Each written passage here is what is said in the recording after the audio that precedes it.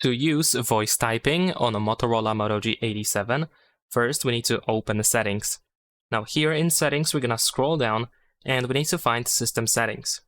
In system settings, go to keyboard, then open on-screen keyboard, and then choose a Gboard because this is the keyboard that we use by default. In here, we should be able to find voice typing, so let's go ahead and open this.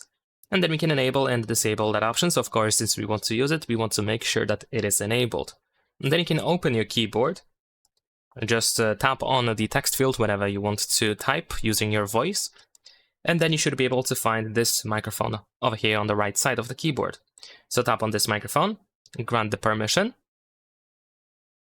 And then we should be able to start using it. In case it hides, you can of course reopen the keyboard if possible, or just try to go back and try to reopen reopen it again.